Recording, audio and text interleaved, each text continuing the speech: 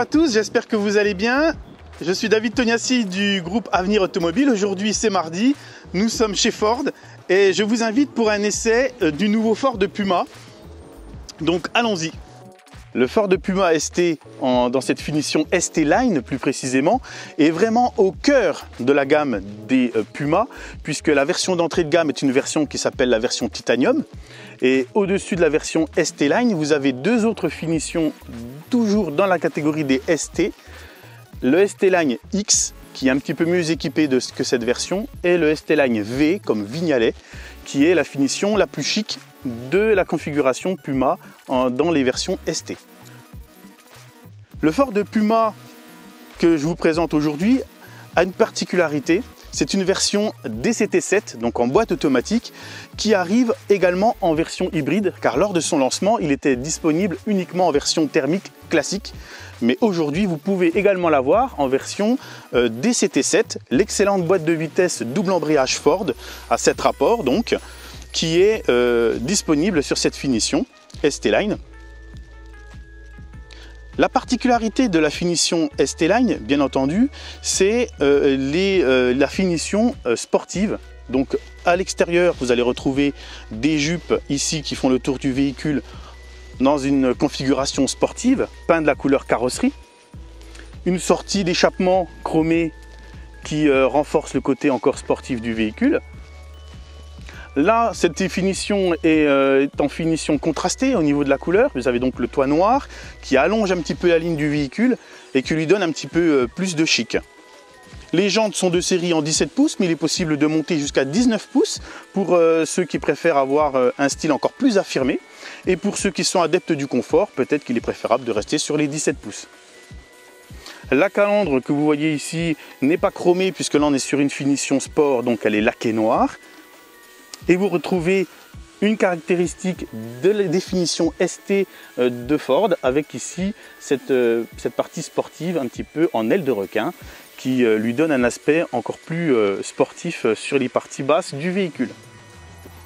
Alors une des grandes qualités du Puma, en dehors de sa ligne bien entendu, qui plaît énormément, c'est le côté pratique du véhicule, car on reste sur un véhicule qui est très compact, qui fait à peine plus de 4,20 m de long, qui n'est pas trop large. On est sur un véhicule qui fait 1,80 m de large, mais par contre son habitabilité est très intéressante. Le coffre du Puma est un coffre qui est vraiment modulable, un vrai coffre modulable, puisque la partie haute qui est ici vous permet d'adapter le seuil de chargement. Très pratique en position haute, si vous avez un pack d'eau ou des choses relativement lourdes, vous êtes quitte de vous casser le dos dans un coffre qui est trop profond. Par contre, si vous voulez augmenter votre capacité de chargement, très simple, vous prenez votre planche et vous allez la descendre en bas, en position basse. Et là, vous allez avoir une capacité de 462 litres et qui peut encore augmenter si vous utilisez cette fameuse box qui a fait beaucoup parler d'elle. Cette box de 80 litres qui vous permettra d'augmenter sensiblement la capacité de chargement de votre véhicule, mais aussi à l'usage qui va vous permettre d'utiliser votre coffre différemment. Très simple, comme elle est en thermomoulé plastique étanche, vous allez avoir la possibilité, si vous faites de la randonnée, si vous avez des activités qui font que vous pouvez mettre des plantes également dans le fond du coffre, ça vous permettra ensuite d'effectuer le nettoyage de cette partie et de pouvoir vidanger, grâce à ce bouchon très astucieux, l'ensemble de votre coffre et après d'effectuer un nettoyage au propre si vous le souhaitez. Autre avantage, bien entendu, c'est la profondeur que vous allez pouvoir obtenir grâce à cette box. Des démonstrations ont été faites avec soit des clubs de golf ou éventuellement des poussées de canne, je pense aux jeunes mamans. Et bien effectivement, la possibilité que vous allez avoir, c'est d'avoir un coffre vraiment pratique, modulable, pour toutes vos activités de chargement. Alors au niveau de la motorisation de ce Ford Puma, le Ford Puma effectivement possède de nombreuses motorisations, de nombreuses possibilités. Là, je vais vous parler de la version DCT7, donc la motorisation est unique, c'est un 1 litre EcoBoost 125 chevaux. Par contre, le véhicule est disponible également en boîte manuelle, en 125 chevaux classique, boîte 6 vitesses, et vous pouvez également l'avoir en 155 chevaux, toujours en MHEV. Et effectivement, il existe aussi la version exclusive ST qui fait l'objet d'une autre vidéo, vous pourrez voir en présentation. Et cette version, par contre, en ST n'est pas en version hybride. Pour ce qui est de cette version qui arrive donc en ST-Line micro-hybride et boîte automatique, bien entendu, nous allons faire un essai routier de ce véhicule. Mais juste auparavant, je vais vous expliquer un petit peu comment fonctionne l'hybridation en fait Ford sur ce type de véhicule. Et c'est très important de comprendre un petit peu le fonctionnement pour savoir effectivement au quotidien quels sont ses atouts. Premièrement, ce qu'il faut retenir, c'est que ce système de micro-hybridation va accompagner constamment votre moteur thermique. Donc il ne va jamais fonctionner à l'hybride tout seul. Ça vous apportera effectivement l'avantage de ne pas gérer la recharge du véhicule, puisqu'il n'y a pas de prise de recharge.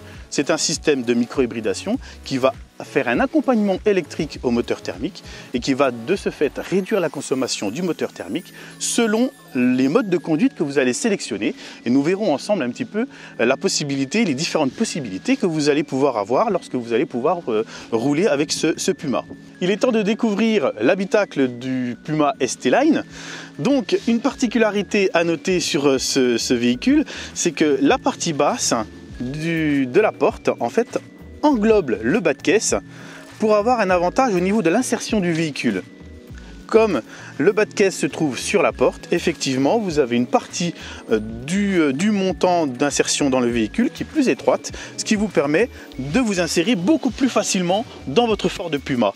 Un des gros atouts du Puma, c'est effectivement cette configuration que vous pouvez avoir dans cette finition, c'est d'avoir tout sous les yeux et toutes les commandes sont visibles. Vous n'avez pas de commande cachée, ni de régulateur de vitesse derrière un montant de volant ou une commande d'éclairage que vous ne verrez pas.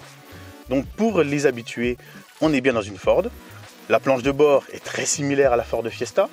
C'est normal, elle plaît beaucoup et elle est très pratique et fonctionnelle. À l'intérieur du Ford Puma, vous allez avoir tout sous les yeux, bien entendu, et surtout, vous allez avoir de magnifiques dalles numériques, donc un écran central pour toute la partie divertissement, navigation et téléphonie mobile.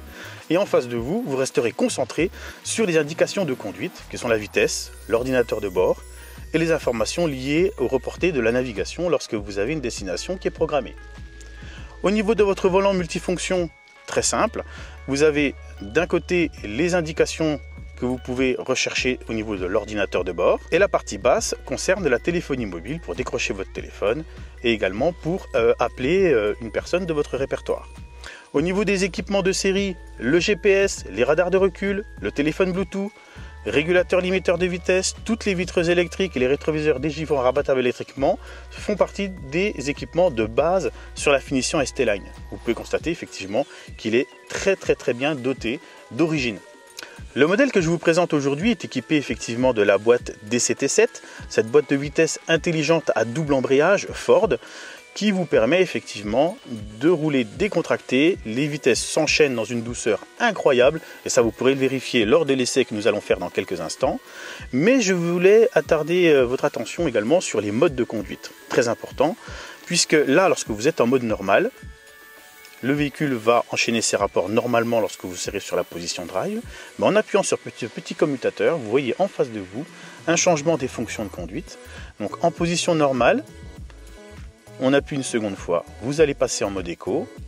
Ensuite, si vous passez en mode sport, vous allez avoir une meilleure réactivité à l'accélération et un meilleur maintien des rapports. Vous avez également un mode faible adhérence qui va vous permettre d'évoluer sur des sols qui vont être un peu plus meubles ou un peu plus glissants.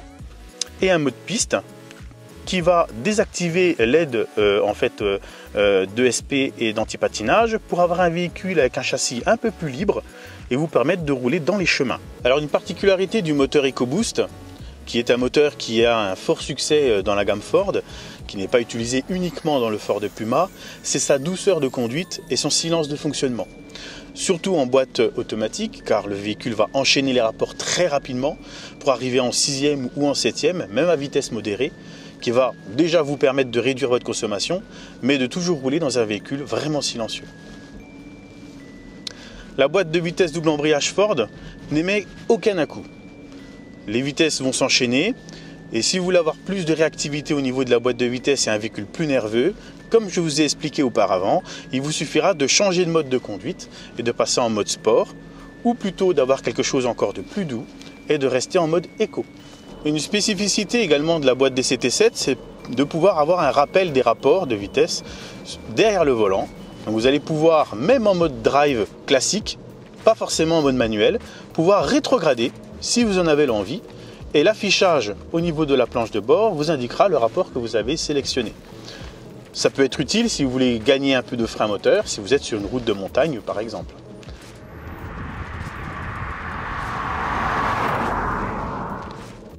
Tous les Puma sont équipés de l'aide au maintien dans la voie, donc qui vous permet d'avoir une conduite plus sûre et de vous permettre soit d'avoir une vibration sur le volant, ou selon le type d'équipement, si vous avez le pack sécurité intégrale, une intervention du véhicule qui va corriger en fait la trajectoire du véhicule directement au volant, si toutefois vous êtes sur le point de passer une ligne blanche ou des pointillés sur la route. Très important, lorsque vous essayerez les différentes finitions à votre concession Ford, bien entendu, eh bien, essayez-le dans toutes les conditions routières qui vous permettra de savoir vers quelle finition vous allez préférer vous orienter. Ce nouveau Ford Puma est extrêmement agréable à conduire sur route grâce à cette nouvelle boîte de vitesse DCT7 et puis effectivement il est très efficient grâce à l'optimisation du système hybride micro-hybride intégré dans ce véhicule.